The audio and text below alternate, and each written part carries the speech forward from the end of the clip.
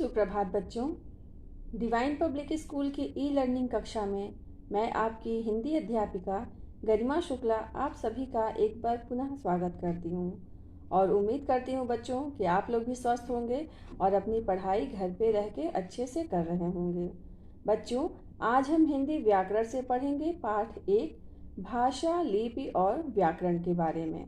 तो आइए बच्चों, इस पाठ का अध्ययन करते हैं। प्यारे बच्चों, क्या आप जानते हैं कि भाषा, लिपि और व्याकरण किसे कहते हैं? बच्चों, अगर आपने इसके पहले नहीं पढ़ा है भाषा, लिपि और व्याकरण के बारे में, तो चलिए आज हम जानते हैं कि भाषा, लिपि और व्याकरण किसे कहते हैं। बच्चों, भाषा मानव समाज के लिए अत्यधिक महत्वपूर्ण तत्व है। हम भाषा के माध्यम से ही अपने मन के भावों और विचारों का आदान प्रदान करते हैं। बच्चों, भाषा संप्रेषण का मुख्य साधन होती है। यूँ तो संप्रेषण संकेतों के माध्यम से भी हो सकता है। गूंगा व्यक्ति संकेतों से अपनी बात समझाता है। रेलगाड़ी का गार्ड संकेत के लिए लाल हरी झंडी दिखाता है। बच्चों, आप स्टेशन पे गए होंगे तो देखे होंगे कि जब ट्रेन के रुकने का या चलने का समय होता है तो गार्ड लाल और हरी झंडी दिखाता है।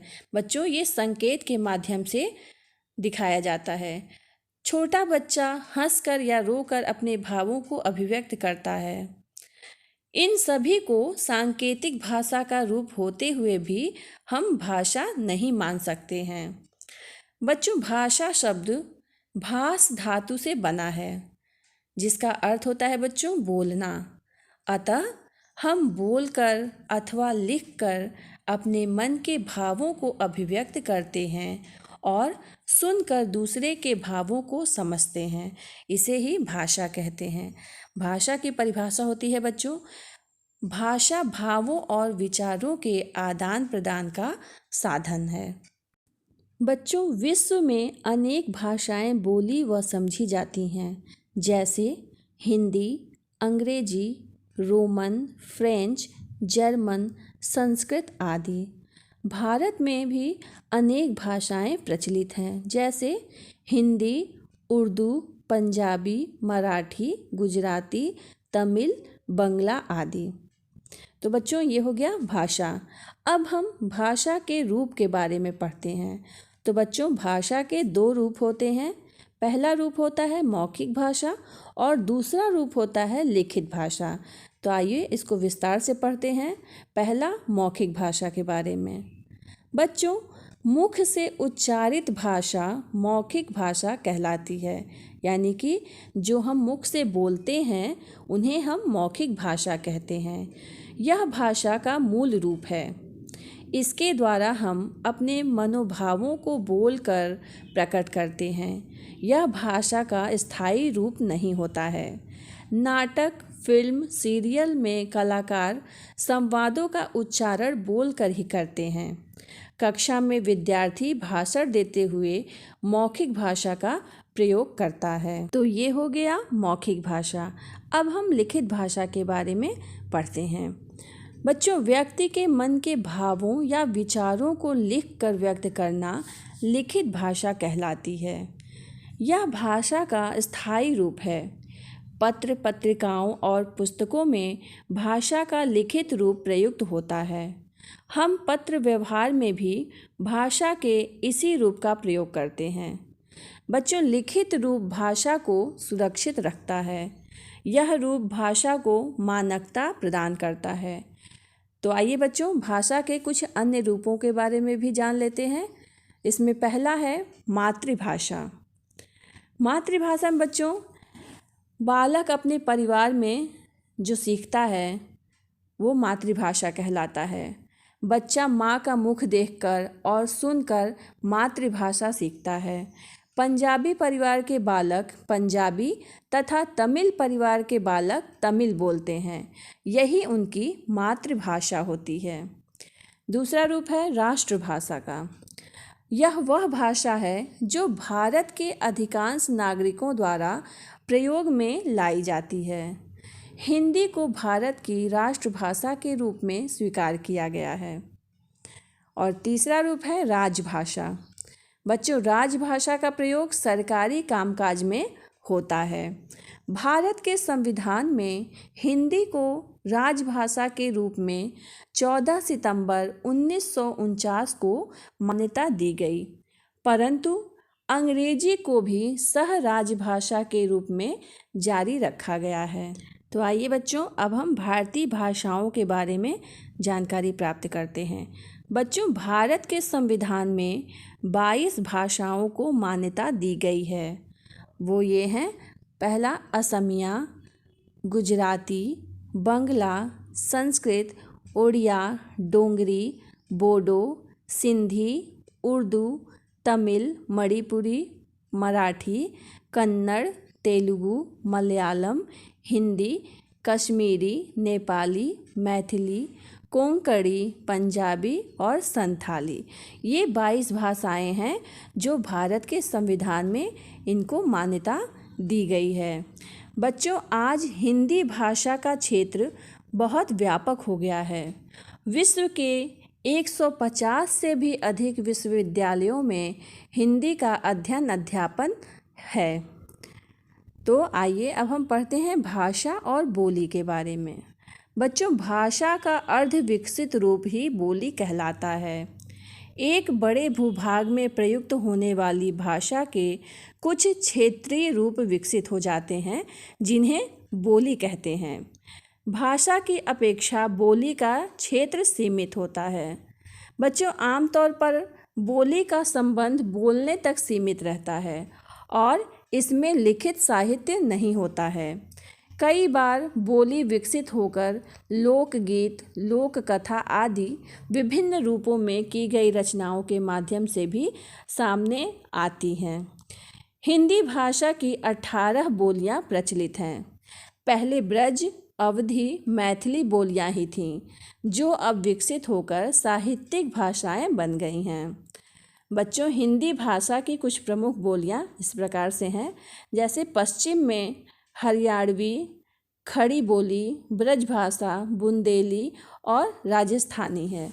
पूर्व में अवधी, छत्तीसगढ़ी, बघेली, भोजपुरी और मैथिली हैं। उत्तर में गढ़वाली और कुमाऊनी यानी कि पहाड़ी बोलियां होती हैं और दक्षिण में दक्षिणी हिंदी बोली जाती हैं। तो ये हो गया बच्चों भाषा और बोली। अब हम पढ़ते हैं लिपि के बारे में। बच्चों, क्या आप जानते हैं कि वर्णों का उच्चारण ध्वनियों से होता है। ध्वनि को लिखने के लिए कुछ चिन्हों की आवश्यकता होती है। ध्वनि का लिखित रूप ही लिपि है। बच्चों, ध्वनियों को लिखित रूप देने के लिए निश्चित चिन्हों की व्यवस्था को ही लिपि कहते हैं। प्रत्येक भाषा की अपनी लिपि होती है। जैसे हिंदी भाषा की लिपि देवनागरी है। देवनागरी लिपि का विकास ब्राह्मी लिपि से हुआ है। इसे बाएं से दाएं लिखा जाता है। वैसे तो बच्चों, किसी भी भाषा को किसी भी लिपि में लिखा जा सकता है। जैसे हिंदी को रोमन लिपि में आया सामन झूम के हम रोमन लिपि में इसे लिख सकते हैं। इसी प्रकार कुछ प्रमुख भाषाओं की लिपियां इस प्रकार से दी गई हैं। जैसे हिंदी, संस्कृत, मराठी, इनकी लिपि देवनागरी लिपि होती है। पंजाबी भाषा की गुरमुखी लिपि है। उर्दू भाषा की फारसी लिपि है और अंग्रेजी भाषा की रोमन लिपि होती है। तो आइए बच्चों, प्रमुख रचनाओं की भाषाओं के बारे में पढ़ते हैं। पहला है रामचरितमानस। ये तुलसीदास द्वारा लिखित रचना है और इसकी भाषा है अवधी भाषा। इसी तरह से सूरसागर सूरदास द्वारा लिखी गई रचना है। ये ब्रज भाषा में लिखी गई है। कामायनी जयशंकर प्रसाद द्वारा हिंदी भाषा में लिखी गई है। साकेत मैथिली शरण गुप्त द्वारा हिंदी भाषा में लिखी रचना है। इसी तरह से प्रिय प्रवास अयोध्या सिंह उपाध्याय हरिऔध द्वारा हिंदी भाषा में लिखी गई है। पद्मावत मलिक मोहम्मद जायसी द्वारा अवधी भाषा में लिखी रचना है। इसी तरह से अंधेर नगरी भारतेंदु हरिश्चंद्र द्वारा हिंदी में लिखी गई है। मानसरोवर प्रेमचंद्र द्वारा हिंदी में लिखी गई रचना है। तो बच्चों, ये हो गया भाषा लिपि। अब हम पढ़ेंगे व्याकरण के बारे में। तो आइए व्याकरण का अध्ययन करते हैं। बच्चों, आप तो जानते ही होंगे कि व्याकरण वह शास्त्र है जो हमें भाषा के शुद्ध रूप का ज्ञान कराता है। बच्चों, भाषा के शुद्ध व्यवहार के लिए हमें कुछ नियमों की आवश्यकता होती है। ये नियम हमें व्याकरण के द्वारा ज्ञात होते हैं। नियमों की निश्चित व्यवस्था ही व्याकरण है। तो चलिए बच्चों, कुछ उदाहरण देखते हैं। मेरे को तेरे से कुछ चाहिए। यह वाक्य आपको अटपटा सा लग रहा है। यह वाक्य इस प्रकार होना चाहिए, मुझे तुमसे कुछ चाहिए। तो इसको सही ढंग से लिखने के लिए हमें व्याकरण का ज्ञान होना बहुत ही आवश्यक होता है। तो चलिए बच्चों, इसी तरह से हम व्याकरण के बारे में और जानकारियाँ प्राप्त करते हैं। बच्चों, एक वाक्य है, दूध रवि पीकर स्कूल गया। तो ये वाक्य भी आपको अटपटा सा लग रहा होगा, क्योंकि ये व्याकरण का शुद्ध रूप नहीं है। इसका शुद्ध रूप होगा बच्चों, रवि दूध पीकर स्कूल गया। व्याकरण की दृष्टि से यह वाक्य शुद्ध माना जाता है। तो हमें जब व्याकरण के बारे में जानकारी होगी, व्याकरण के बारे में हम पढ़ेंगे, तभी हम समझ सकते हैं कि व्याकरण का कौन सा रूप शुद्ध होता है और कौन सा अशुद्ध होता है। इसलिए हमें व्याकरण का ज्ञान होना बहुत ही आवश्यक होता है। बच्चों, वाक्य में कर्ता, कर्म, विशेषण आदि का अपना निश्चित क्रम होता है। इनका क्रम बदलते जाने से वाक्य अशुद्ध हो जाता है। जैसे बच्चे को काटकर सेब खिलाओ। इसका शुद्ध रूप होगा, सेब काटकर बच्चे को खिलाओ। इस प्रकार व्याकरण ही हमें भाषा के शुद्ध रूप का ज्ञान कराता है। अब बच्चों, हम व्याकरण के अंग के बारे में पढ़ेंगे। तो बच्चों, व्याकरण के मुख्यतः 3 अंग होते हैं। पहला होता है वर्ण विन्यास, दूसरा शब्द रचना और तीसरा वाक्य रचना। तो ये हमारा भाषा, लिपि और व्याकरण पाठ यहीं समाप्त होता है। उम्मीद है बच्चों, आप लोगों को ये पाठ समझ में आया होगा और अच्छा भी लगा होगा। तो आइए बच्चों, अब हम पढ़ते हैं कि इस पाठ से हम लोगों ने क्या क्या सीखा है। भाषा विचारों के आदान प्रदान का साधन है। भाषा के 2 रूप हैं, मौखिक रूप और लिखित रूप। भाषा का मूल रूप मौखिक है। भारत में अनेक भाषाएं बोली व समझी जाती हैं। भारत के संविधान में 22 भाषाओं को मान्यता दी गई है। वर्णों के लिखने की विधि लिपि कहलाती है। हिंदी की लिपि देवनागरी लिपि होती है। देवनागरी लिपि की उत्पत्ति ब्राह्मी लिपि से हुई है। भाषा के क्षेत्रीय रूप को बोली कहा जाता है। हिंदी को भारत के संविधान में राष्ट्रभाषा और राजभाषा के रूप में स्वीकार किया गया है। व्याकरण हमें भाषा के शुद्ध रूप का ज्ञान कराता है। तो बच्चों, इस पाठ में हम लोगों ने इन सभी महत्वपूर्ण बिंदुओं के बारे में पढ़ा है और उम्मीद है कि आप लोगों को अच्छे से समझ में भी आ गया होगा। बच्चों, इस पाठ से संबंधित जो प्रश्न आपको दिए जाएंगे, उनका उत्तर आप अपनी उत्तर पुस्तिका में स्वच्छ एवं सुंदर अक्षरों में लिखने का प्रयास करेंगे। आज के लिए इतना ही। धन्यवाद।